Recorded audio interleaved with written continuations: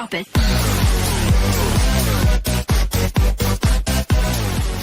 They had to take out this part of my skull, and that is right here. Here's my real life skull. Here's my hand next to it for scale. That's the inside, and that's where you can see the initial trauma. And you can see the grooves where my veins were in my head. And it sat on my head like this. Eddie, Yo, this is my real skull. Okay. Feel it. So I hit my head. That's so weird. It's thick. I was hit by a car while riding my boosted board on Broadway in New York City. A lot of you have been asking if my head is like squishy.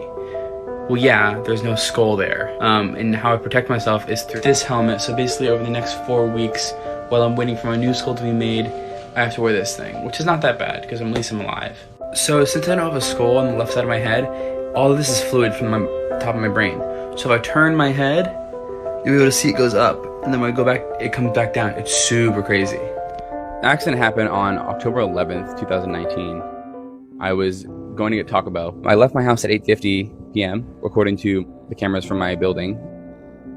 Then somehow, some way, my phone says I was at the hospital via location services at 8:58 p.m. We don't know how. There's no ambulance report. There's no 911 call. There's no camera footage. There's no one who knows how I got there. My mom just so happened to check my location. It's like, why is he at the hospital? What was the issue was my brain was bleeding and swelling rapidly. That led to me having emergency brain surgery. The doctor told my mom that I had about 10 minutes left before my brain did.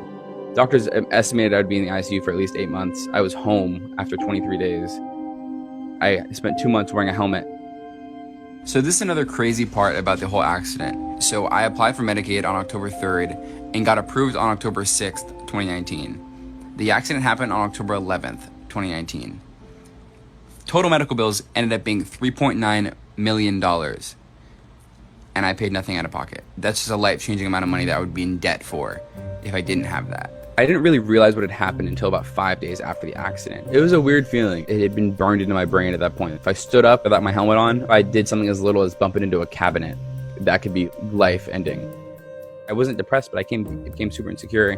I looked different. You wake up every morning for the first 19 years of your life, and you look in the mirror, and then one day you wake up, and you're not seeing the same person anymore. On December 19th, I got a cranioplasty, which means they put a new skull in my head as well as 11 titanium screws to kind of secure it in place.